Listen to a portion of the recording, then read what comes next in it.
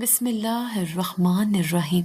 السلام علیکم صاحب، میں چوہدری اسلام الدین ہوں اور یہ میرا بیٹا ہے شاہ نواز۔ ہم انسپیکٹر کی بھرتی کے سلسلے میں آئے ہیں۔ سنا ہے کہ نئے آنے والے ایس پی صاحب بہت اصول پسند ہیں، لیکن آپ تو جانتے ہیں کہ ہر اصول کی ایک قیمت ہوتی ہے۔ چودھری نے اپنی مونچھوں کو تاؤ دیتے ہوئے بڑے رونق سے کہا اور نوٹوں سے بھرا ہوا ایک بھاری لفافہ میز پر رکھ دیا۔ اس کے چہرے پر وہی پرانی مسکراہٹ تھی جو ہمیشہ سے اس کی طاقت کا نشان سمجھی جاتی تھی۔ اسے یقین تھا کہ نوٹوں کی چمک ہر آنکھ کو خیرہ کر سکتی ہے۔ میں نے آہستگی سے اپنی کرسی گھمائی اور میرا چہرہ ان کے سامنے آیا۔ میری وردی پر لگے ستارے روشنی میں چمک رہے تھے، لیکن میری آنکھوں میں ماضی کا وہ الاؤ روشن تھا جس میں میرا بچپن، میرا گھر اور میرے باپ کی عزت جل کر راکھ ہوئی تھی۔ میں نے چند لمحے خاموشی سے اس شخص کو دیکھا جو کبھی میرے لیے دہشت کی علامت تھا، مگر آج وہ محض ایک بوڑھا اور لالچی شخص دکھائی دے رہا تھا۔ رشوت دینے کا جرم تو بعد میں درج ہوگا چوہدری صاحب، پہلے یہ بتائیں کہ اس کرسی پر بیٹھنے والا شخص آپ کو نوکر نظر آتا ہے یا افسر؟ میں نے مسکراتے ہوئے کہا اور ان کی آنکھوں میں آنکھیں ڈال دی۔ میرا لہجہ برف کی طرح ٹھنڈا مگر کاٹدار تھا۔ چوہدری کا رنگ اچانک فک ہو گیا، جیسے کسی نے جسم سے سارا خون نچوڑ لیا ہو۔ اس کے حلق سے آواز غائب ہو گئی۔ وہ کانپتے ہاتھوں سے میز کا سہارا لینے لگا، کیونکہ سامنے بیٹھا شخص کوئی عام پولیس افسر نہیں تھا، بلکہ اس کے ماضی کا وہ خوفناک سچ تھا جسے وہ دفن کر چکا تھا۔ اس کی آنکھیں پھٹی کی پھٹی رہ گئیں، جیسے اسے یقین نہ آ رہا ہو کہ وقت کا پہیہ الٹا بھی گھوم سکتا ہے۔ میرا نام حماد ہے۔ اگر آپ آج مجھے اس وردی میں دیکھ رہے ہیں تو شاید آپ کو لگے کہ میں ہمیشہ سے ایسا ہی بااثر، طاقتور اور باروب تھا، لیکن حقیقت اس کے بالکل برعکس ہے۔ میری کہانی طاقت کی نہیں، بے بسی کی کوکھ سے جنم لینے والی ہمت کی داستان ہے۔ ہم 4 بہن بھائی تھے، 3 بہنیں اور میں اکلوتا بھائی۔ میں سب بہن بھائیوں میں بڑا تھا۔ میرا بچپن کسی شہزادے کی طرح گزرا تھا۔ میرے ابا عبد الرحمن ہمارے گاؤں کے ایک عزت دار زمیندار تھے۔ ہماری اپنی آبائی زمین تھی جس پر ابا خود کھیتی باڑی کرواتے تھے۔ ہمارا گھرانہ خوشحال تھا۔ ہمارے گھر کے دروازے غریبوں کے لیے ہمیشہ کھلے رہتے تھے۔ ابا کی دریا دلی پورے علاقے میں مشہور تھے۔ شام کے وقت جب ابا حویلی کے برآمدے میں بیٹھتے تو گاؤں کے ضرورت مند اپنے فریاد لے کر آتے اور ابا کبھی کسی کو خالی ہاتھ نہ لوٹاتے۔ ایک شام میں ابا کے پاس بیٹھا تھا۔ وہ مجھے حساب کتاب سکھا رہے تھے جب گاؤں کا ایک بوڑھا کسان روتا ہوا آیا۔ چودھری صاحب، میری بیٹی کی شادی سر پر کھڑی ہے اور بے وقت کی بارش نے فصل خراب کر دی ہے۔ اگر آپ نے کچھ پیسے ادھار نہ دیے تو میری عزت مٹی میں مل جائے گی، برادری میں ناک کٹ جائے گی میری۔ کسان نے ہاتھ جوڑتے ہوئے لجاجت سے کہا۔ اس کی آنکھوں میں جو بے بسی تھی وہ کسی بھی پتھر دل کو پگھلا سکتی تھی۔ ابا نے فوراً اسے اٹھایا اور گلے لگایا۔ وہ انسان اور انسانیت کا فرق سمجھتے تھے۔ کاکا، تم کیوں روتے ہو؟ بیٹی تمہاری ہے تو میری بھی ہے۔ عزت صرف تمہاری نہیں، پورے گاؤں کی سانچی ہے۔ منشی جی، ان کو ضرورت کے مطابق پیسے دے دو، اور سنو، کھاتے میں ان کا نام قرضداروں میں مت لکھنا۔ یہ میری طرف سے بیٹی کی سلامی ہے۔ ابا نے مسکراتے ہوئے نرم لہجے میں کہا۔ وہ کسان دعائیں دیتا ہوا ابا کا ہاتھ چومتا ہوا چلا گیا۔ میں نے حیرت سے ابا کی طرف دیکھا۔ میں اس وقت بچہ تھا، دنیا داری کے اصول نہیں جانتا تھا۔ ابا، آپ سب کو پیسے ایسے ہی دے دیتے ہیں، کبھی واپس بھی نہیں مانگتے؟ اگر ایسے ہی چلتا رہا تو ہمارے پاس کیا بچے گا؟ میں نے معصومیت سے سوال کیا۔ ابا نے پیار سے میرے سر پر ہاتھ پھیرا اور مجھے اپنی گود میں بٹھا لیا۔ بیٹا، جب انسان دیتا ہے تو اللہ اس سے اور نوازتا ہے۔ دولت تو آنی جانی چیز ہے حماد، لیکن عزت اور دعا ہمیشہ باقی رہتی ہے۔ یاد رکھنا پتر، کسی کا آنسو پونچھنا اور کسی کے چہرے پر مسکراہٹ لانا دنیا کی سب سے بڑی نیکی ہے۔ ہم زمیندار ہیں، ہمارا کام صرف زمین سے اناج اگانا نہیں، دلوں میں محبت اگانا بھی ہے۔ ابا کی ان باتوں نے میرے دل میں گھر کر لیا تھا، لیکن میں نہیں جانتا تھا کہ یہی دریا دلی، یہی سادہ لوہی ان کی بربادی کا سبب بن جائے گی۔ میرے ابا کی دوستی گاؤں کے بڑے چوہدری اسلام الدین سے تھی۔ دونوں نے بچپن میں ایک ہی اسکول میں پڑھا تھا۔ بظاہر تو چوہدری اسلام الدین ابا کا بہت گہرا دوست بنتا تھا، ہر وقت میرا یار عبد الرحمن کی گردان کرتا تھا، لیکن اندر ہی اندر وہ ابا سے جلتا تھا۔ حسد کی آگ اسے اندر سے کھوکھلا کر رہی تھی۔ چودھری کے پاس زمینیں تو بہت تھیں لیکن گاؤں والوں کے دلوں میں وہ عزت نہیں تھی جو میرے ابا کے لیے تھی۔ چودھری چاہتا تھا کہ لوگ اس سے ڈریں، تھر تھر کانپیں اور اس کے پاؤں میں بیٹھیں، جبکہ لوگ میرے ابا کی عزت محبت کی وجہ سے کرتے تھے۔ یہ بات چودھری کی انا کو ہر وقت ڈستی رہتی تھی۔ ایک دن چودھری اسلام الدین ہمارے گھر آیا۔ اس کے چہرے پر وہی مصنوعی مسکراہٹ تھی جو مجھے ہمیشہ زہر لگتی تھی۔ وہ جب بھی آتا کوئی نہ کوئی نحوست ساتھ لاتا۔ ارے عبدالرحمن، یار تم نے تو گاؤں کے لوگوں کو سر پر چڑھا رکھا ہے۔ کل میں نے سنا تم نے دین محمد کا سارا قرض معاف کر دیا۔ ایسے تو یہ کمین لوگ شیر ہو جائیں گے اور ہمیں لوٹ کر کھا جائیں گے۔ سختی ضروری ہے بھائی، سختی، چودھری نے حقہ پیتے ہوئے طنزی انداز میں کہا اور دھوئیں کے مرغولے فضا میں بکھیر دیے۔ ابا نے سنجیدگی سے جواب دیا۔ ان کے چہرے پر ایک ٹھہراؤ تھا۔ اسلام الدین، یہ لوگ ہمارے بازو ہیں، اگر بازو کمزور ہوں گے تو جسم کیسے طاقتور رہے گا؟ سختی جانوروں پر کی جاتی ہے، انسانوں پر نہیں۔ ہمیں اللہ نے دیا ہے تو ان کا خیال رکھنا ہمارا فرض ہے۔ چودھری نے زور سے کہکا لگایا، لیکن اس کی آنکھوں میں نفرت کی چنگاریاں صاف دکھائی دے رہی تھیں۔ تم بہت بھولے ہو عبدالرحمن، یہ زمانہ نیکی کا نہیں طاقت کا ہے۔ جس کی لاٹھی اس کی بھینس۔ خیر چھوڑو یہ سب باتیں، میں کچھ کاغذات لایا تھا، تمہارے دستخط چاہیے تھے۔ وہ جو نہر کے ساتھ والی زمین ہے وہاں کچھ سرکاری مسئلہ ہوا ہے۔ پٹواری کہہ رہا تھا کہ ہم دونوں مل کر درخواست دیں گے تو مسئلہ حل ہو جائے گا، ورنہ پانی بند ہو سکتا ہے۔ چودھری نے بڑی چالاکی سے بات بدلی اور ایک فائل ابا کے سامنے رکھ دی۔ اس نے مسئلہ اتنا سنگین بنا کر پیش کیا کہ ابا کو سوچنے کا موقع ہی نہ ملے۔ ابا کو اپنے دوست پر اندھا اعتماد تھا۔ انہوں نے بنا پڑھے وہ کاغذات اٹھائے۔ میں پاس ہی بیٹھا کھیل رہا تھا۔ میں نے دیکھا کہ منشی جی کچھ کہنا چاہتے تھے لیکن چودھری کی گھوری دیکھ کر چپ ہو گئے۔ تم کہتے ہو تو ٹھیک ہی ہوگا، مجھے پڑھنے کی کیا ضرورت ہے؟ تم پر تو مجھے خود سے زیادہ بھروسہ ہے۔ ابا نے مسکراتے ہوئے کہا اور قلم اٹھا لیا۔ میں وہیں پاس کھیل رہا تھا۔ مجھے نہیں معلوم کیوں لیکن میرا دل زور سے دھڑکا۔ ایک انجانا سا خوف میرے دل میں بیٹھ گیا۔ میں نے مڑ کر چودھری کو دیکھا تو اس کے لبوں پر ایک فاتحانہ شیطانی مسکراہٹ تھی۔ یہ وہ لمحہ تھا جب ہماری بربادی کی بنیاد رکھی گئی۔ ابا نے دستخط کر دیے اور چودھری فائل لے کر ایسے اٹھا جیسے اسے قارون کا خزانہ مل گیا ہو، اور واقعی وہ خزانہ ہی تھا۔ کچھ دن سکون سے گزرے، پھر اچانک ایک دن پولیس کی گاڑی سائرن بجاتی ہوئی ہمارے گھر کے باہر آ کر رکی۔ گاؤں میں ہلچل مچ گئی، ہم سب ڈر گئے۔ ابا باہر نکلے تو پولیس انسپکٹر نے بنا کچھ پوچھے ابا کو ہتھ کھڑی لگا دی۔ عبدالرحمن، تم پر چودھری اسلام الدین کی زمینیں ہتھیانے، جعلی کاغذات بنانے اور دھوکہ دہی کا الزام ہے۔ اس کے علاوہ تمہارے گودام سے ناجائز اسلحہ بھی برآمد ہوا ہے۔ انسپکٹر نے کرخت لہجے میں کہا اور ابا کو دھکا دیا۔ ابا کے پیروں تلے سے زمین نکل گئی، ان کا چہرہ سفید پڑ گیا۔ یہ آپ کیا کہہ رہے ہیں انسپکٹر صاحب؟ اسلام الدین میرا دوست ہے، میرا بھائی ہے، اور یہ زمین میری آبائی ہے، میرے باپ دادا کی ہے۔ میں نے زندگی میں کبھی مکھی نہیں ماری۔ اسلحہ کہاں سے آیا؟ ابا نے تڑپتے ہوئے کہا۔ ان کی آواز میں سچائی کی کھنک تھی، لیکن قانون اندھا ہوتا ہے اور پولیس والے بہرے۔ اسی وقت چودھری اسلام الدین اپنی بڑی گاڑی سے اترے، اس کے ساتھ اس کے مسلح گارڈز بھی تھے۔ او ہو انسپکٹر صاحب، ذرا ہاتھ ہلکا رکھیں، آخر پرانا یار ہے میرا۔ کیوں عبدالرحمن؟ میں نے کہا تھا نا کہ زمانہ طاقت کا ہے۔ تم شرافت کی باتیں کرتے رہے اور میں نے بازی پلٹ دی۔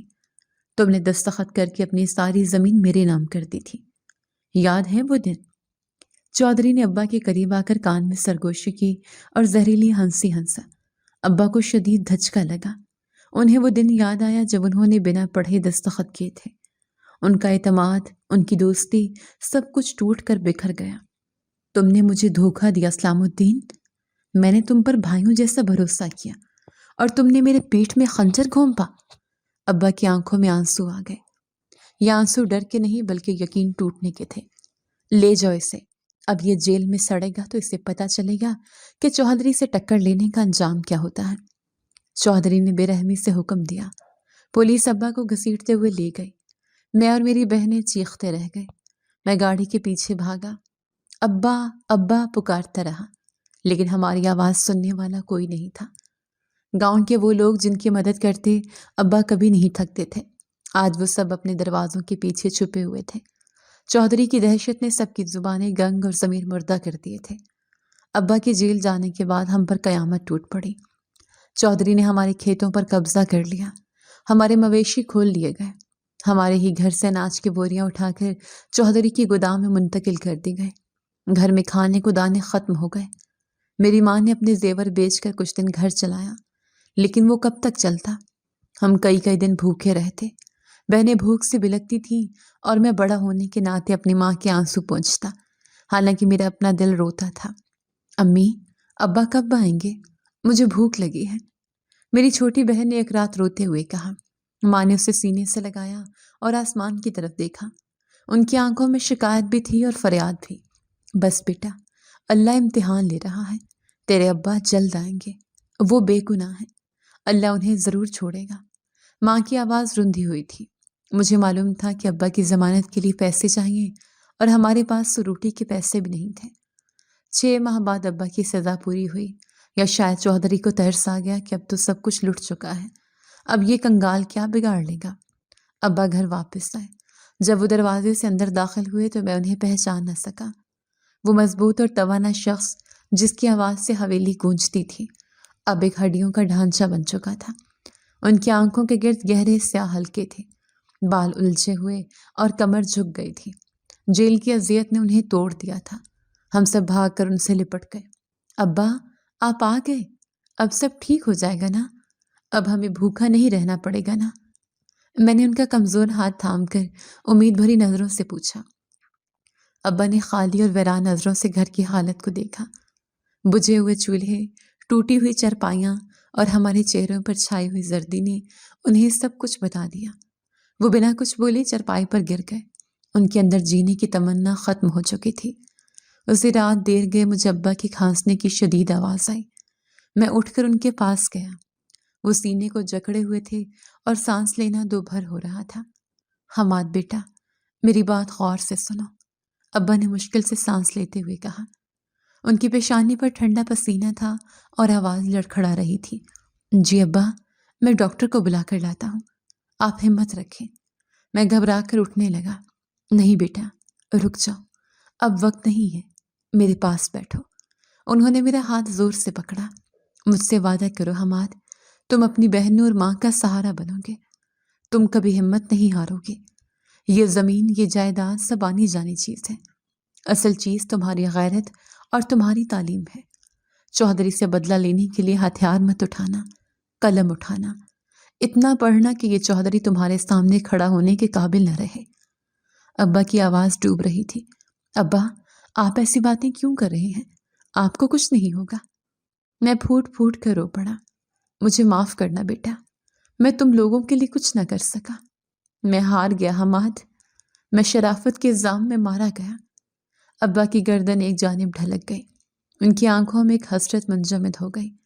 وہ شخص جس نے ساری زندگی دوسروں کا بوجھ اٹھایا تھا، آج اپنے بچوں کی بھوک اور اپنی بے بسی کا بوجھ نہ سہ سکا اور اس دنیا سے چلا گیا۔ ابا کی موت ہمارے لیے دوسرا بڑا صدمہ تھی۔ اب ہم مکمل طور پر یتیم اور بے سہارا ہو چکے تھے۔ گاؤں میں سوگ کا سما تھا، لیکن چودھری کی حویلی میں دیگیں جڑ رہی تھیں۔ تدفین کے بعد لوگ چلے گئے اور ہم اس بھری دنیا میں اکیلے رہ گئے۔ ابھی ابا کے کفن کی مٹی بھی خشک نہیں ہوئی تھی کہ اگلے ہی دن چودھری کا کارندہ پیغام لے کر آیا۔ چودھری صاحب نے کہا ہے کہ حویلی آ کر ملو، کچھ پرانا حساب کتاب کرنا ہے، ورنہ گھر خالی کرنا پڑے گا۔ ماں ڈر گئی تھی، انہوں نے کامتے ہوئے مجھے بھیجا۔ میں ڈرتے ڈرتے حویلی پہنچا۔ چودھری بڑے تخت پر بیٹھا حقہ پی رہا تھا۔ آؤ بھائی عبد الرحمن کے بیٹے، بڑا افسوس ہوا یار کے مرنے کا، لیکن کیا کریں، جو اللہ کو منظور۔ چودھری نے مگرمچھ کے آنسو بہائے۔ سنا ہے گھر میں کھانے کو کچھ نہیں ہے، تمہارا باپ تو مجھ سے بہت قرضہ لے کر مرا ہے، قانونی طور پر تو میں تمہارا گھر بھی نیلام کروا سکتا ہوں، لیکن میں اتنا ظالم نہیں ہوں، آخر یتیم ہو تم۔ چودھری نے مکاری سے میری طرف دیکھا۔ ہماری مدد کریں چودھری صاحب، ہم کہاں جائیں گے، یہ گھر ہی تو ہماری آخری چھت ہے۔ میں نے روتے ہوئے کہا، میں اس وقت بہت چھوٹا اور نہ سمجھتا۔ ہاں، ایک صورت ہے، قرض تو اتارنا پڑے گا، تم اپنی پڑھائی وڑھائی چھوڑو، کل سے میری حویلی پر آ جاؤ، مویشیوں کو سنبھالنا، صفائی کرنا اور گھر کے چھوٹے موٹے کام کرنا۔ بدلے میں تمہیں 2 وقت کی روٹی اور مہینے کے کچھ پیسے مل جائیں گے، جس سے تمہارا اور تمہاری ماں کا پیٹ بھرتا رہے گا۔ چودھری نے فیصلہ کن انداز میں کہا، جیسے مجھ پر احسان کر رہا ہو۔ میرے لیے یہ فیصلہ موت سے کم نہیں تھا۔ میں پڑھنا چاہتا تھا، میں افسر بننا چاہتا تھا جیسا کہ ابا چاہتے تھے، لیکن میں تو اسکول جاتا ہوں، میں پڑھنا چاہتا ہوں۔ میں مزدوری کر لوں گا لیکن اسکول نہیں چھوڑ سکتا۔ میں نے دبی ہوئی آواز میں احتجاج کیا۔ چودھری کا چہرہ سرخ ہو گیا۔ اس نے زور سے میز پر مکہ مارا۔ پڑھ لکھ کر تم نے کون سا نواب بننا ہے؟ تم جیسے کمین لوگ پڑھ لکھ جائیں تو ہم چودھریوں کی جوتیاں کون سیدھی کرے گا؟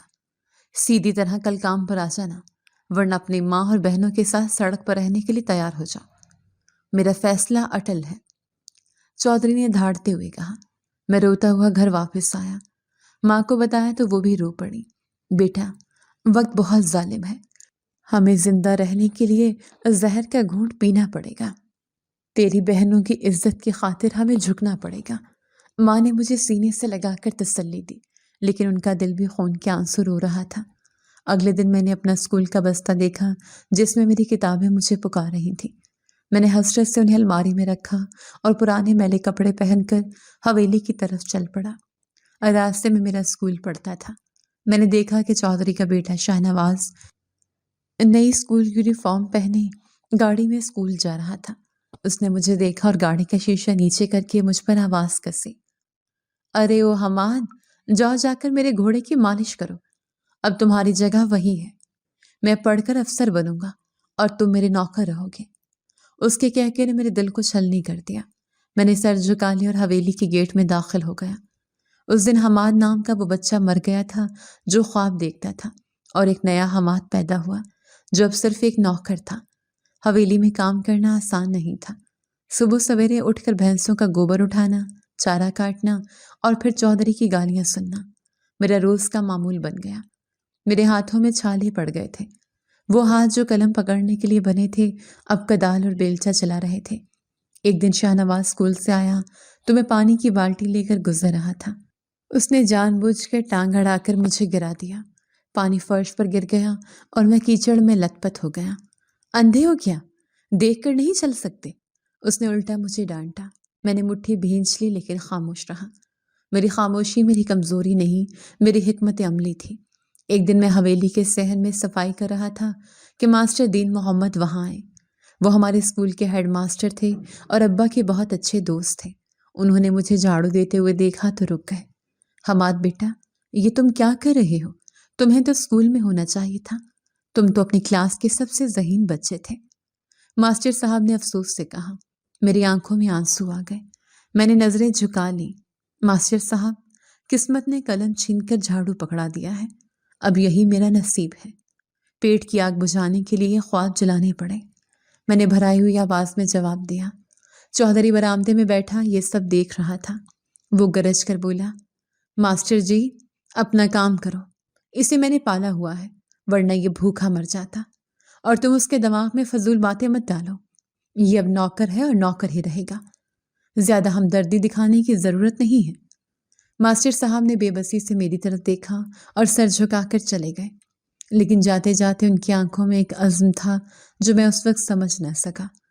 رات کو جب میں تھکا ہارا گھر لوٹا تو ماں نے میرے ہاتھوں پر تیل کی مالش کی۔ تھک گئے ہو نا میرے لال؟ ماں نے پیار سے پوچھا۔ نہیں امی، میں ٹھیک ہوں، بس ابا کی بہت یاد آتی ہے، ان کا کہا ہوا ہر لفظ یاد آتا ہے، میں نے آنسو چھپاتے ہوئے کہا۔ اچانک دروازے پر دستک ہوئی۔ میں نے دروازہ کھولا تو سامنے ماسٹر دین محمد کھڑے تھے۔ ان کے ہاتھ میں ایک تھیلا تھا۔ انہوں نے ادھر ادھر دیکھا جیسے کسی کے دیکھنے کا ڈر ہو اور جلدی سے اندر آ گئے۔ حماد بیٹا، میں جانتا ہوں کہ چودھری ظالم ہے اور وہ تمہیں پڑھنے نہیں دے گا، لیکن میں ایک استاد ہوں، میں ایک ذہین طالب علم کا مستقبل برباد ہوتے نہیں دیکھ سکتا۔ ماسٹر صاحب نے وہ تھیلا میز پر رکھا۔ اس میں کتابیں اور کاپیاں تھیں۔ یہ تمہارا نصاب ہے، تم دن میں کام کرو لیکن رات کو تمہیں پڑھنا ہوگا۔ میں روز رات کو چھپ کر تمہیں پڑھانے آیا کروں گا۔ یہ بات ہمارے اور تمہارے گھر والوں کے درمیان رہے گی۔ اگر تم ہمت کرو تو میں تمہارا ساتھ دوں گا۔ کیا تم تیار ہو؟ ماسٹر صاحب نے میری آنکھوں میں جھانک کر پوچھا۔ میں نے ان کتابوں کو دیکھا اور پھر اپنی ماں کے چہرے کو۔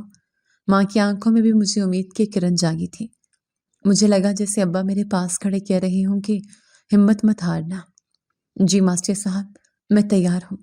میں چودھری کو بتا دوں گا کہ وہ میرا جسم غلام بنا سکتا ہے، لیکن میرے خواب نہیں۔ میں پڑھوں گا اور اپنا حق واپس لوں گا، میں نے عزم سے کہا۔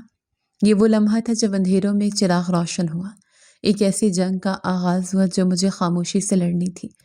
دن میں نوکری اور رات میں پڑھائی۔ یہ راستہ کانٹوں سے بھرا تھا، لیکن مجھے ان کانٹوں پر چل کر ہی منزل تک پہنچنا تھا۔ ابھی تو صرف شروعات تھی، آگے جو مشکلات آنے والی تھیں ان کا مجھے اندازہ بھی نہیں تھا۔ رات کا پچھلا پہر تھا اور پورا گاؤں گہری نیند میں ڈوبا ہوا تھا۔ ہر طرف ہو کا عالم تھا، لیکن ہمارے کچے مکان کے ایک کونے میں مٹی کا دیا ٹمٹما رہا تھا۔ میں فرش پر بیٹھا اپنے کتابوں میں گم تھا، جبکہ میری ماں اور بہنیں پاس سے چارپائیوں پر سو رہی تھیں۔ دن بھر کی سخت مشقت کے بعد میرا بدن چور چور ہو رہا تھا اور آنکھیں نیند سے بوجھل تھیں، مگر میرے سینے میں جلنے والی آگ مجھے سونے نہیں دیتی تھی۔ میں جانتا تھا کہ اگر میں آج سو گیا تو میری نسلیں جاگ نہیں سکیں گی۔ اچانک ماں کی کھانسی کی آواز سے میری توجہ ٹوٹی۔ وہ کروٹ بدل کر میری طرف دیکھنے لگی۔ حماد بیٹا، ابھی تک جاگ رہے ہو؟ تمہاری آنکھیں سوج گئی ہیں، اب سو جاؤ ورنہ صبح حویلی کیسے جاؤ گے؟ ماں نے نحیف آواز میں کہا، جس میں ممتا کی تڑپ اور فکر نمایاں تھی۔ میں نے مسکراتے ہوئے کتاب بند کی اور ماں کے پاس جا کر ان کے پاؤں دبانے لگا۔ اماں، آپ فکر نہ کریں، میری نیند ان کتابوں کو دیکھ کر اڑ جاتی ہے۔ یہ الفاظ نہیں ہیں، یہ وہ چابیاں ہیں جو ہمارے پیروں میں پڑی زنجیروں کو کھولیں گی۔ میں نے پرعزم لہجے میں جواب دیا اور ماں کے چہرے پر اطمینان لانے کی کوشش کی۔ ماں نے کمزور ہاتھ اٹھا کر میرے سر پر رکھا اور ان کی آنکھوں میں نمی تیرنے لگی۔ میرا شیر بیٹا، اللہ تمہیں کامیاب کرے۔ بس ڈر لگتا ہے کہ اگر چودھری کو خبر ہو گئی تو وہ ہم پر زمین تنگ کر دے گا۔ ماں کی آواز میں چھپا خوف مجھے محسوس ہو رہا تھا، جو ہمارے رگوں بے میں سرایت کر چکا تھا۔ اسے خبر نہیں ہوگی اماں، میں وعدہ کرتا ہوں کہ میں بہت محتاط رہوں گا، آپ بس دعا کیا کریں۔ میں نے انہیں تسلی دی، حالانکہ میرا اپنا دل بھی ہر وقت دھڑکتا رہتا تھا۔ دن چڑھتے ہی میری زندگی کا رخ بدل جاتا تھا۔ میں کتابیں چھپا کر پرانے میلے کچیلے کپڑے پہنتا اور سر جھکائے حویلی کی طرف چل پڑتا۔ حویلی کا گیٹ میرے لیے کسی جیل کے دروازے سے کم نہیں تھا۔ وہاں داخل ہوتے ہی میں حماد نہیں رہتا تھا، بلکہ صرف ایک ادنا ملازم بن جاتا تھا۔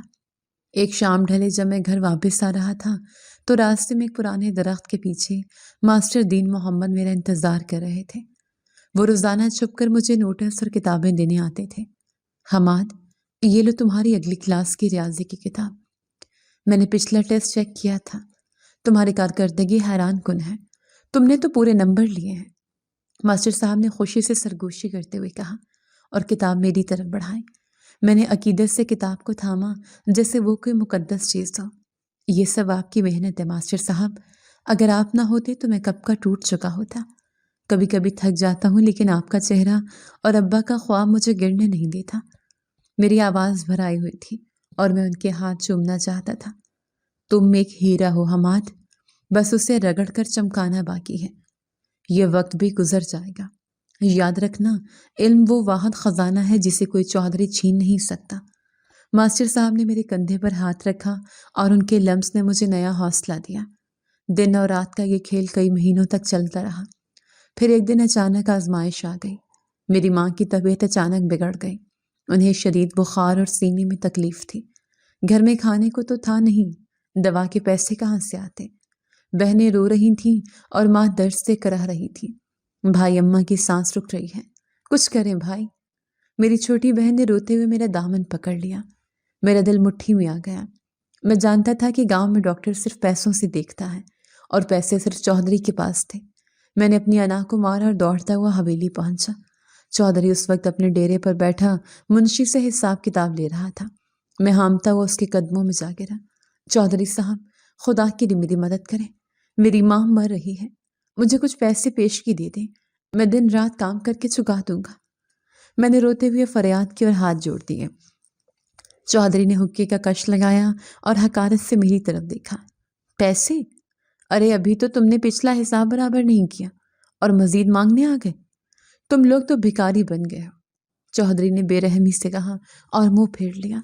चौधरी साहब, मैं वादा करता हूँ मैं दुगनी मेहनत करूँगा, बस आज मेरी माँ को बचा लें। अगर उन्हें कुछ हो गया तो हम यतीम हो जाएंगे। मैंने गिड़गिड़ाते हुए उसके पाँव पकड़ लिए। मुझे अपनी इज्जत नफ्स का कोई ख्याल नहीं था, बस माँ की जिंदगी चाहिए थी। चौधरी ने झटके से अपना पाँव छुड़ाया और मुझे ठोकर मारी। दूर हटो, अगर तुम्हारी माँ बीमार है तो मैं क्या करूँ? मरती है तो मरने दो, वैसे भी तुम लोगों का बोझ जमीन पर ज्यादा ही है। मुझे पैसों का हिसाब चाहिए, जज्बाती ड्रामे नहीं। जाओ जाकर काम करो, वरना आज की दिहाड़ी भी काट लूंगा। चौधरी का लहजा इतना जालिम और सफाक था कि मैं सुन होकर रह गया। मुझे यकीन नहीं आ रहा था कि कोई इंसान इतना पत्थर दिल भी हो सकता है। उस वक्त मुझे चौधरी के चेहरे पर इंसान नहीं बल्कि एक दरिंदा नजर आया। मैं वहां से उठ खड़ा हुआ। मेरे आंसू खुश्क हो चुके थे। मैंने चौधरी की आंखों में देखा जहां रहम नाम की कोई चीज नहीं थी। ठीक है चौधरी साहब, आपने आज मुझे बता दिया कि गरीब की जान की कोई कीमत नहीं है, लेकिन याद रखिएगा कि खुदा की लाठी बेआवाज है। मैंने दिल में कहा और वहां से उल्टे कदमों लौट आया। मैंने तहैया कर लिया था कि अब मैं चौधरी से भीख नहीं मांगूंगा, बल्कि अपना हक छीन कर रहूंगा। मैं घर आया और मास्टर साहब के पास गया। उन्होंने अपनी जाती जमा पूंजी से कुछ पैसे निकाल कर दे दिए, जिससे मैं माँ की दवा लाया। माँ की जान तो बच गई, लेकिन मेरे अंदर चौधरी के खिलाफ नफरत का अलाव मजीद भड़क उठा। मैंने उस रात खुद से वादा किया कि मैं इतनी मेहनत करूंगा कि एक दिन चौधरी को अपनी सी जगह पर खड़ा करूंगा जहां आज मैं खड़ा था। साल गुजरते गए और मैंने अपनी पढ़ाई जारी रखी। चौधरी को कानो कान खबर न हुई कि उसका नौकर रातों को जागकर अपनी तकदीर लिख रहा है। मैंने 10वीं जमात का इम्तिहान प्राइवेट उम्मीदवार के तौर पर दिया। इम्तिहान के दिनों में मैंने बीमारी का बहाना करके हवेली से छुट्टी की और शहर जाकर पर्चे दिए। जिस दिन नतीजा आना था, मेरा दिल जोर जोर से धड़क रहा था। मैं खेतों में पानी लगा रहा था जब मास्टर साहब साइकिल पर तेजी से आते दिखाई दिए। उनका चेहरा खुशी से तमतमाया हुआ था। वो साइकिल से उतरे और सीधे मेरे पास आकर मुझे गले लगा लिया। मुबारक हो हमाद, तुमने तो कमाल कर दिया। तुमने सिर्फ पास नहीं किया, बल्कि पूरे बोर्ड में पहली पोजीशन हासिल की है। मास्टर साहब की आवाज़ कांप रही थी और उनकी आंखों से खुशी के आंसू जारी थे। मुझे यकीन नहीं आया। मैं वहीं कीचड़ में सजदे में गिर गया। अल्लाह तेरा शुक्र है, मेरे मालिक, तूने मेरी मेहनत रायगा नहीं जाने दी। मैंने रोते हुए आसमान की तरफ देखा। मास्टर साहब ने मुझे उठाया और जेब से एक लिफाफा निकाला। और ये देखो, ये तुम्हारी स्कॉलरशिप का लेटर है। हुकूमत ने तुम्हारी मजीद पढ़ाई का जिम्मा ले लिया है। अब तुम्हें कॉलेज जाने के लिए शहर जाना होगा। मास्टर साहब ने खुशखबरी सुनाई तो मैं चौंक गया। शहर? लेकिन मास्टर साहब, मैं शहर कैसे जा सकता हूँ? चौधरी मुझे कभी जाने नहीं देगा। वो तो मुझे गांव से निकलने भी नहीं देगा। मेरी खुशी फौरन फिक्र में बदल गई। यही तो मसला है। अगर चौधरी को पता चल गया कि तुम पढ़ लिख गए हो और शहर जा रहे हो तो वो तुम्हें जान से मार देगा। तुम्हें यहाँ से भागना होगा, मास्टर साहब ने संजीदगी से कहा। मैंने घर जाकर माँ को बताया। माँ ने वो लेटर अपने सीने से लगा लिया और उसे चूमने लगी। हमाद, यही वो मौका है जिसका हम इंतजार कर रहे थे। तुम्हें जाना होगा, तुम्हें उस जहन्नम से निकलना होगा। माँ ने फैसला कुन अंदाज में कहा। लेकिन अम्मा, मैं आप सबको जालिम के रहमो करम पर छोड़कर कैसे जा सकता हूँ? मैंने तड़प कर पूछा। हमारी फिक्र मत करो, हम जैसे तैसे गुजारा कर लेंगे। तुम जाओ और कुछ बन कर लौटना। जब तुम अफसर बन जाओगे तो कोई हमारी तरफ आंख उठाकर भी नहीं देख सकेगा। माँ ने मुझे हौसला दिया, लेकिन मेरा ज़मीर गवारा नहीं कर रहा था। मैं जानता था कि मेरे जाने के बाद चौधरी मेरे ख़ानदान का जीना हराम कर देगा। मैं सारी रात सोचता रहा। मेरे पास दो रास्ते थे, या तो यही रहकर सारी उम्र गुलामी करूं, या फिर ख़तरा मोल लेकर अपनी और अपने ख़ानदान की आज़ादी के लिए एक बड़ा कदम उठाऊं। सुबह होते ही मैंने फैसला कर लिया, मैं अकेला नहीं जाऊंगा। मैं अपनी माँ और बहनों को उस दरिंदे के पास छोड़कर नहीं जा सकता था। मैं सबको साथ लेकर जाऊंगा, चाहे उसके लिए मुझे अपनी जान की बाजी ही क्यों न लगानी पड़े। अगले चंद दिन मैंने खामोशी से तैयारी की। मैंने कुछ पैसे जमा किए जो मैंने छुपा कर रखे थे, और मास्टर साहब की मदद से शहर जाने का इंतज़ाम किया। हमने तय किया कि हम रात के अंधेरे में गांव से निकलेंगे, जब चौधरी के पहरेदार सो रहे होंगे। ये एक इंतहाई ख़तरनाक मंसूबा था। अगर हम पकड़े जाते तो शायद हमारी लाशें भी किसी को न मिलती, लेकिन अब मेरे पास खोने के लिए कुछ नहीं था। اور پانی کے لیے پوری دنیا تھی۔ میں نے اپنی بہنوں کو تیار رہنے کا کہا اور اس کالی رات کا انتظار کرنے لگا جو ہماری زندگی کی نئی صبح لانے والی تھی۔ رات کا گھوپ اندھیرا تھا اور گاؤں پر موت جیسی خاموشی طاری ہوئی تھی۔ کتے کے بھونکنے کی آوازیں دور سے سنائی دے رہی تھیں جو میرے دل کی دھڑکنوں کے ساتھ مل کر ایک خوفناک ساز بنا رہی تھی۔ میں نے کانپتے ہاتھوں سے گھر کا آخری کنڈا لگایا۔ میرے پیچھے میری ماں اور تینوں بہنیں خوفزدہ ہرنیوں کی طرح کھڑی تھیں۔ ہم نے اپنی زندگی بھر کی جمع پونجی چند کپڑوں کی پوٹلیوں میں باندھ لی تھی۔ یہ صرف ایک گھر چھوڑنے کا معاملہ نہیں تھا، بلکہ اپنی جڑیں کاٹ کر ایک انجانی دنیا میں قدم رکھنے کا فیصلہ تھا۔ حماد، اگر کسی نے دیکھ لیا تو، میری چھوٹی بہن نے سرگوشی میں کہا، اور اس کی آواز خوف سے لرز رہی تھی۔ میں نے اس کے منہ پر انگلی رکھ کر اسے خاموش رہنے کا اشارہ کیا۔ کوئی نہیں دیکھے گا، اللہ ہمارے ساتھ ہے، بس قدم کی آہٹ مت ہونے دینا، میں نے ہمت بندھاتے ہوئے کہا، حالانکہ میرا اپنا حلق صرف خوف سے خشک ہو رہا تھا۔ ہم دیواروں کے سائے میں چلتے ہوئے گاؤں کے کچے راستوں سے گزر رہے تھے۔ ہر آہٹ پر لگتا تھا کہ چودھری کے کارندے بندوق کے تانے سامنے آ جائیں گے۔ گاؤں کے باہر بڑی سڑک کے کنارے ماسٹر دین محمد ہمارا انتظار کر رہے تھے۔ ان کے پاس ایک پرانا ٹرک کھڑا تھا جو شہر جانے کے لیے تیار تھا۔ ماسٹر صاحب ہمیں دیکھتے ہی آگے بڑھے۔ شکر ہے تم لوگ خیریت سے آ گئے، جلدی کرو، ٹرک ڈرائیور میرا واقف ہے، وہ تمہیں شہر کے اڈے پر اتار دے گا۔ ماسٹر صاحب نے جلدی سے ہمیں ٹرک کے پچھلے حصے میں سوار کروایا۔ ٹرک سٹارٹ ہوا تو میں نے آخری بار اپنے گاؤں کی طرف دیکھا۔ وہ گلیاں جہاں میرا بچپن گزرا تھا اب اندھیرے میں ڈوبی ہوئی تھیں۔ میں نے دل ہی دل میں عہد کیا کہ میں واپس ضرور آؤں گا، لیکن ایک بھگوڑے کی طرح نہیں بلکہ ایک فاتح کی طرح۔ صبح کے دھندلکے میں جب ہم شہر پہنچے تو وہاں کا شور اور ہنگامہ ہمارے لیے بالکل نیا تھا۔ بڑی بڑی عمارتیں، گاڑیوں کا دھواں اور لوگوں کی بھاگ دوڑ دیکھ کر میرا سر چکرانے لگا۔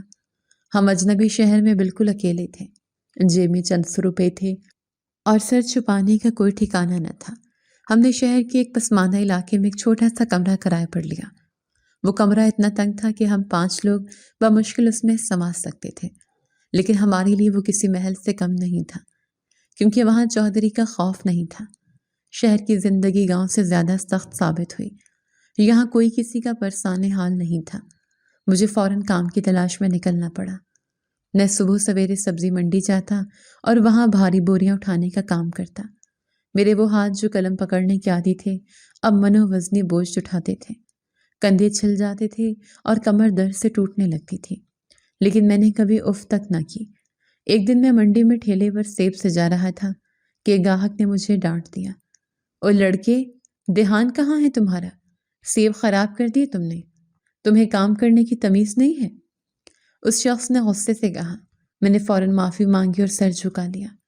معاف کر دیں صاحب، غلطی ہو گئی، ابھی صاف کر دیتا ہوں۔ میرا لہجہ اتنا شائستہ اور مہذب تھا کہ وہ شخص چونک گیا۔ اس نے میری طرف غور سے دیکھا۔ تمہاری زبان اور لہجہ مزدوروں والا نہیں ہے، پڑھے لکھے لگتے ہو، اس نے حیرت سے پوچھا۔ میں تلخی سے مسکرایا۔ جی صاحب، FA میں بورڈ ٹاپ کیا تھا، لیکن ڈگریوں سے پیٹ نہیں بھرتا، اس لیے بوریاں اٹھاتا ہوں۔ میرے جواب نے اسے خاموش کر دیا۔ وہ کچھ کہے بغیر چلا گیا، لیکن اس دن مجھے احساس ہوا کہ مجھے اپنی پہچان نہیں کھونی۔ دن بھر کی مشقت کے بعد جب میں رات کو گھر لوٹتا تو میرا جسم تھکن سے چور ہوتا تھا، لیکن میری آنکھوں میں خواب جاگتے تھے۔ میں نے پرانی کتابوں کی دکان سے مقابلے کے امتحان کی تیاری کی کتابیں خرید لی تھیں۔ رات کے سناٹے میں جب پورا شہر سو جاتا تو میں اسٹریٹ لائٹ کی مدھم روشنی میں یا گھر کے بلب کے نیچے بیٹھ کر پڑھتا۔ ماں اکثر میری حالت دیکھ کر رو پڑتی تھی۔ وہ رات کو اٹھ کر میرے لیے چائے بناتی۔ بیٹا، تم اپنی جان ہلکان کر رہے ہو، تھوڑا آرام کر لیا کرو۔ ماں نے پیار سے میرے بالوں میں انگلیاں پھیرتے ہوئے کہا، اماں آرام میری قسمت میں تب لکھا جائے گا جب میں اپنا حق واپس لے لوں گا۔ یہ تھکن عارضی ہے، لیکن اگر میں رک گیا تو ہماری غلامی مستقل ہو جائے گی۔ میں نے کتاب سے نظریں ہٹائے بغیر جواب دیا۔ سال گزرتے گئے۔ میں نے پرائیویٹ BA کا امتحان پاس کیا اور پھر CSS کی تیاری شروع کر دی۔ یہ ایک دیوانے کا خواب لگتا تھا۔ ایک مزدور کا بیٹا جو دن میں اینٹیں ڈھوتا ہو، وہ ملک کے سب سے بڑے امتحان میں کیسے بیٹھ سکتا تھا؟ لیکن میرا جنون میری غربت سے بڑا تھا۔ میں نے اپنی نیندیں قربان کی، اپنی جوانی کی خواہشیں مار دیں اور خود کو کتابوں میں دفن کر دیا۔ امتحان کے دن قریب آئے تو میں نے کام سے چھٹی لے لی۔ گھر میں فاقوں تک نوبت آ گئی، لیکن میری بہنوں نے سلائی کڑھائی کر کے گھر کا چولہا جلائے رکھا تاکہ میرا دھیان نہ بھٹکے۔ آخر کار امتحان کا دن آ گیا۔ میں امتحانی مرکز میں بیٹھا تو میرے سامنے وہ پرچہ تھا جو میری تقدیر بدل سکتا تھا۔ میں نے بسم اللہ پڑھ کر قلم اٹھایا تو میں نے وہ سب کچھ لکھ دیا جو میں نے ان جاگی ہوئی راتوں میں سیکھا تھا۔ امتحان کے بعد انتظار کا مرحلہ قیامت خیز تھا۔ میں دوبارہ مزدوری پر لگ گیا کیونکہ زندگی رکتی نہیں تھی۔ کئی ماہ بعد ایک شام میں گھر لوٹا تو دیکھا کہ گھر کے باہر محلے کے ڈاکیا کھڑا تھا۔ اس کے ہاتھ میں ایک سرکاری خط تھا۔ میرا دل اچھل کر حلق میں آ گیا۔ حماد صاحب مبارک ہو، یہ اسلام آباد سے خط آیا ہے۔ ڈاکیے نے مسکراتے ہوئے لفافہ میری طرف بڑھایا۔ میں نے کانپتے ہاتھوں سے لفافہ کھولا۔ میری نظریں تحریر پر جم گئیں۔ میں نے CSS کا امتحان پاس کر لیا تھا اور میری allocation police service of commission میں بطور ASP ہوئی تھی۔ میں وہیں دہلیز پر گر گیا۔ میری چیخ نکل گئی، ماں میں جیت گیا، ماں تمہارا بیٹا افسر بن گیا۔ میں بچوں کی طرح رو رہا تھا۔ ماں اور بہنیں بھاگتی ہوئی آئیں اور ہم سب گلے لگ کر روئے۔ یہ آنسو خوشی کے نہیں تھے، یہ ان سالوں کی اذیت کا مداوع تھے۔ یہ اس بدلے کا پہلا قدم تھا جو میں نے لینا تھا۔ پولیس اکیڈمی میں ٹریننگ کے دوران میں نے خود کو مزید سخت کیا۔ وہاں کی سختیاں میرے لیے کچھ بھی نہیں تھیں کیونکہ میں نے زندگی کی بھٹی میں جل کر کندن بننا سیکھا تھا۔ جب میں نے پہلی بار وردی پہنی اور کندھے پر ستارے سجائے تو آئینے میں مجھے حماد نہیں بلکہ انصاف کا ایک سپاہی نظر آیا۔ میری پہلی تعیناتی ایک قریبی شہر میں ہوئی۔ میں نے اپنے کام میں وہ ایمانداری اور دلیری دکھائی کہ محکمے میں میری دھوم مچ گئی۔ میں نے بڑے بڑے مجرموں کو قانون کے کٹہرے میں کھڑا کیا۔ مجھے رشوت کی بڑی بڑی پیشکشیں ہوئیں، لیکن مجھے خریدنے والا کوئی نوٹ ابھی چھپا ہی نہیں تھا۔ سر، یہ سیٹھ بہت بااثر آدمی ہے، اس پر ہاتھ ڈالنا خطرناک ہو سکتا ہے۔ میرے ماتحت انسپکٹر نے ایک بار مجھے ڈرانے کی کوشش کی۔ میں نے فائل بند کی اور سختی سے اس کی طرف دیکھا۔ انسپکٹر، میں نے زندگی میں سب سے بڑا خطرہ بھوک اور لاچاری کا دیکھا ہے۔ یہ سیٹھ اور وڈیرے میرے لیے صرف کاغذ کے شیر ہیں۔ قانون کا ہتھوڑا جب پڑتا ہے تو سارا اثر دھرے کا دھرا رہ جاتا ہے۔ پرچہ کاٹو اس پر۔ میرا لہجہ اتنا حتمی تھا کہ کسی کو بحث کی جرت نہ ہوئی۔ 2-3 سالوں کے اندر میری کارکردگی کی بنا پر مجھے ترقی دے دی گئی۔ میں ASP سے SP بن گیا۔ اب میرے پاس وہ طاقت تھی جس کا میں نے خواب دیکھا تھا۔ ابھی مجھے SP کا عہدہ سنبھالے کچھ ہی دن ہوئے تھے کہ میری میز پر ایک فائل آئی۔ یہ پولیس میں انسپکٹروں کی بھرتی کی فائل تھی۔ مجھے بتایا گیا کہ کچھ سفارشی لوگ انٹرویو کے لیے آ رہے ہیں۔ میں نے فہرست دیکھی تو ایک نام پڑھ کر میرا خون کھولنے لگا۔ امیدوار کا نام شاہنواز اور ولدیت چوہدری اسلام الدین درج تھی۔ وقت کا پہیہ پورا گھوم چکا تھا۔ قدرت نے شکار کو خود شکاری کے قدموں میں لا کھڑا کیا تھا۔ میں اپنی کرسی پر پیچھے ہو کر بیٹھا۔ میری آنکھوں کے سامنے وہ منظر گھوم گیا جب چوہدری نے مجھے ٹھوکر مار کر حویلی سے نکالا تھا اور شاہنواز نے مجھ سے جوتے صاف کروائے تھے۔ دفتر میں سناٹا چھا گیا تھا، حالانکہ میز پر فائلوں کا انبار لگا ہوا تھا۔ انسپکٹر کی بھرتی کے لیے انٹرویوز جاری تھے اور باہر امیدواروں کی لمبی قطار لگی ہوئی تھی۔ میں اپنی کرسی پر بیٹھا ایک فائل کا مطالعہ کر رہا تھا کہ دروازہ کھلا اور چپڑاسی نے اندر جھانک کر اطلاع دی، سر، اگلے امیدوار کے ساتھ ان کے والد بھی آئے ہیں۔ وہ کہہ رہے ہیں کہ وہ علاقے کے بہت بڑے چوہدری ہیں اور آپ سے ملنا چاہتے ہیں۔ چپڑاسی نے مؤدبانہ انداز میں کہا۔ میں نے فائل سے نظریں ہٹائے بغیر اسے اجازت دے دی۔ بھیج دو انہیں۔ میرے لہجے میں افسرانہ روب اور ٹھہراؤ تھا۔ دروازہ پورا کھلا اور 2 افراد اندر داخل ہوئے۔ آگے آگے چوہدری اسلام الدین تھا جس کی مونچھیں آج بھی اسی طرح تنی ہوئی تھیں، اور پیچھے اس کا بیٹا شاہنواز تھا جو اب جوان ہو چکا تھا۔ چوہدری نے میری وردی اور کندھے پر لگے بیجز کو دیکھے بغیر بڑے تکبر سے کرسی کھینچی اور بیٹھ گیا۔ شاہنواز بھی اس کے ساتھ بیٹھ گیا۔ دیکھیں SP صاحب، میرا نام چوہدری اسلام الدین ہے۔ پورا علاقہ میری مٹھی میں ہے۔ یہ میرا بیٹا شاہنواز ہے، اسے انسپکٹر بھرتی کروانا ہے۔ سنا ہے آپ بہت سخت افسر ہیں، لیکن ہر تالے کی ایک چابی ہوتی ہے۔ چوہدری نے بات شروع کرتے ہی اپنی جیب سے نوٹوں کی موٹی گڈیاں نکال کر میری میز پر رکھ دی۔ اس کے انداز میں وہی پرانی فرعونیت تھی جو سالوں پہلے مجھے خوفزدہ کرتی تھی۔ میں نے آہستگی سے قلم میز پر رکھا اور اپنی کرسی کو گھمایا۔ میرا چہرہ اب ان کے بالکل سامنے تھا۔ میں نے گہری نظروں سے اس شخص کو دیکھا جس نے میرا بچپن رون دیا تھا۔ رشوت دینے کا جرم تو بعد میں درج ہوگا چوہدری صاحب، پہلے یہ بتائیں کہ اس کرسی پر بیٹھنے والا شخص آپ کو نوکر نظر آتا ہے یا افسر؟ میں نے مسکراتے ہوئے کہا اور ان کی آنکھوں میں آنکھیں ڈال دی۔ میری آواز میں ایسی گونج تھی جس نے کمرے کی فضا بدل دی۔ چودھری نے چونک کر میری طرف دیکھا۔ پہلے اس کی آنکھوں میں سوال تھا، پھر دھیرے دھیرے پہچان کی ایک لہر اس کے وجود میں دوڑ گئی۔ اس کا رنگ فک ہو گیا اور حلق سے آواز غائب ہو گئی۔ وہ کانپتے ہاتھوں سے میز کا سہارا لینے لگا، کیونکہ سامنے بیٹھا شخص کوئی عام پولیس افسر نہیں تھا، بلکہ اس کے ماضی کا وہ خوفناک سچ تھا جسے وہ دفن کر چکا تھا۔ آپ، تم، حماد؟ چودھری کی آواز کسی پھٹے ہوئے ڈھول کی طرح نکلی۔ اس کی آنکھیں حیرت اور خوف سے پھیل گئی تھیں۔ شہنواز بھی مجھے پہچان چکا تھا۔ وہ لڑکا جس کے جوتے میں کبھی صاف کرتا تھا، آج اس کے سامنے اس کی تقدیر کا فیصلہ کرنے والا بن کر بیٹھا تھا۔ وہ اپنی کرسی پر سمٹ گیا۔ میں اپنی جگہ سے اٹھ کھڑا ہوا۔ میرا قد اب ان کے قد سے بہت بڑا ہو چکا تھا۔ میں میز کے گرد گھوم کر ان کے قریب آیا۔ پہچانا چودھری صاحب؟ میں وہی یتیم لڑکا ہوں جسے آپ نے اسکول سے اٹھوا کر حویلی کا نوکر بنایا تھا۔ میں وہی حماد ہوں جس کے باپ کی زمین آپ نے ہڑپ کی تھی اور جس کی ماں کی بیماری پر آپ نے ٹھوکر مار دی تھی۔ میرا لہجہ دھیما تھا، لیکن اس میں سالوں کا جمع شدہ درد اور غصہ پگھلے ہوئے لاوے کی طرح بہہ رہا تھا۔ چودھری کے ماتھے پر پسینے کے قطرے نمودار ہو چکے تھے۔ وہ کرسی سے اٹھنے کی کوشش کرنے لگا، لیکن اس کی ٹانگوں نے ساتھ چھوڑ دیا۔ حماد، تم اتنے بڑے عہدے پر کیسے پہنچ گئے؟ تمہیں تو میں نے پڑھنے نہیں دیا تھا۔ میں نے تو تمہارے سارے راستے بند کر دیے تھے۔ چودھری بڑبڑایا۔ اسے یقین نہیں آ رہا تھا کہ اس کا بنایا ہوا غلام آج اس کا حاکم بن چکا ہے۔ میں مسکرایا اور میز پر رکھی ہوئی فائلوں پر ہاتھ رکھا۔ آپ نے مجھ سے میرے خواب چھیننے کی کوشش کی تھی چودھری صاحب، لیکن یہ خواب میرے باپ نے میری آنکھوں میں سجائے تھے، اور باپ کے دیے ہوئے خوابوں کو دنیا کا کوئی ظالم نہیں چھین سکتا۔ آپ نے مجھے مٹی میں ملایا، لیکن آپ بھول گئے کہ بیج کو جب مٹی میں دبایا جاتا ہے تو وہ تناور درخت بن کر نکلتا ہے۔ میری باتوں نے چودھری کو شرمندہ کر دیا۔ اس کا سر جھک گیا۔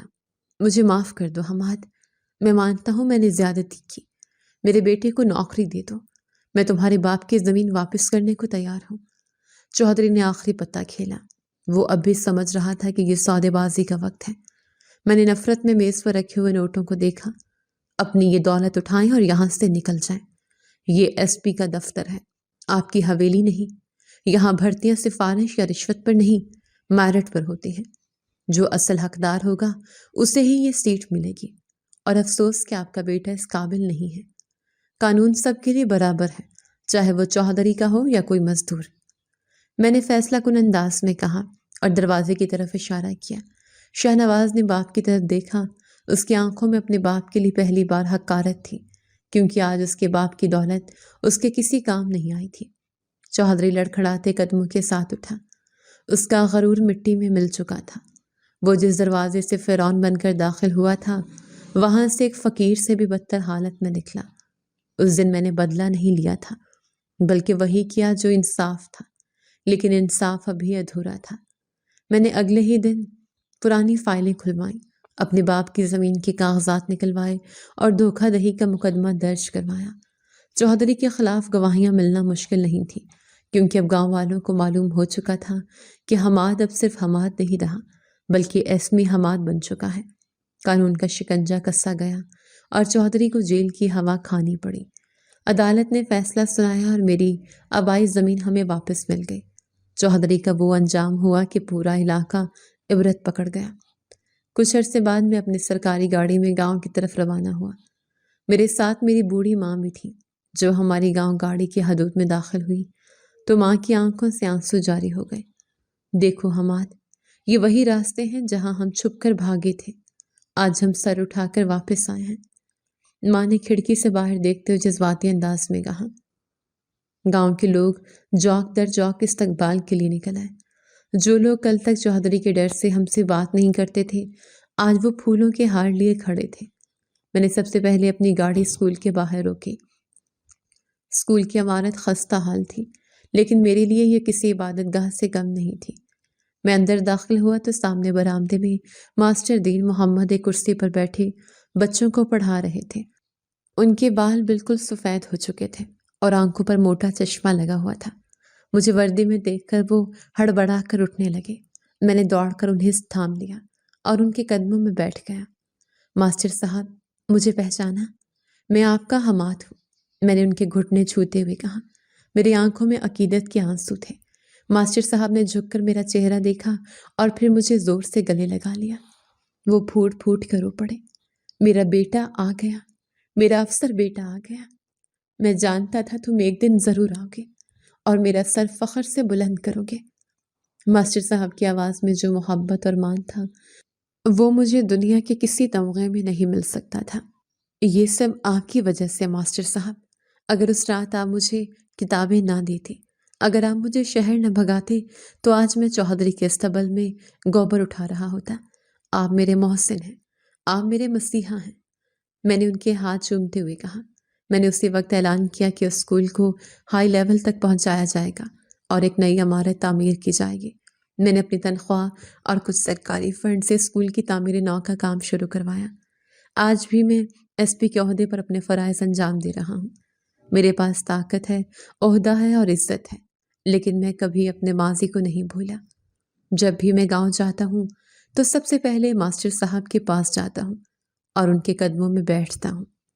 میں نے اپنی زمین پر غریب کسانوں کے لیے ایک فلائی مرکز بھی قائم کیا ہے جہاں ان کی مدد کی جاتی ہے۔ میرا باپ شاید یہ دن دیکھنے کے لیے زندہ نہیں رہا، لیکن مجھے یقین ہے کہ وہ جہاں بھی ہوں گے مجھے دیکھ کر مسکرا رہے ہوں گے۔ میں نے ان کا خواب پورا کر دیا تھا۔ میں نے ثابت کر دیا تھا کہ یتیم ہونا کمزوری نہیں بلکہ طاقت بن سکتا ہے۔ کہانی بتانے کا مقصد صرف اتنا ہے کہ اس دنیا میں جہاں چوہدری اسلام الدین جیسے ظالم لوگ موجود ہیں جو دوسروں کے خواب کچلنے کو اپنی طاقت سمجھتے ہیں، وہی ماسٹر دین محمد جیسے فرشتے بھی ہیں جو اپنی جان پر کھیل کر دوسروں کے خوابوں کی آبیاری کرتے ہیں۔ اگر آپ کے پاس خواب ہیں تو انہیں کبھی مرنے مت دیں۔ حالات کتنے ہی مشکل کیوں نہ ہوں، اندھیرا کتنا ہی گہرا کیوں نہ ہو، محنت کا سورج طلوع ہو کر رہتا ہے۔ اپنے خوابوں کو دنیا سے چھپاؤ، لیکن اپنے ہمت کو کبھی نہ چھپاؤ، کیونکہ یہی ہمت وہ واحد ہتھیار ہے جو ایک نوکر کو افسر اور ایک مظلوم کو فاتح بنا سکتی ہے۔ جی تو دوستو، کیسی لگی آپ کو ہماری آج کی کہانی؟ اپنی رائے کا اظہار ہمارے کمنٹس باکس میں ضرور کیجیے گا، اور اگر آپ کو ہماری ویڈیو پسند آئی ہے تو کر لیجیے ہمارے چینل کو سبسکرائب، ویڈیو کو لائک اور بیل آئیکن لازمی پریس کر لیجیے تاکہ ہر نئی آنے والی ویڈیو کا نوٹیفیکیشن آپ کو بر وقت موصول ہو سکے۔ ملتے ہیں ایسی ہی ایک سبق آموز کہانی کے ساتھ، تب تک کے لیے اللہ نگہبان۔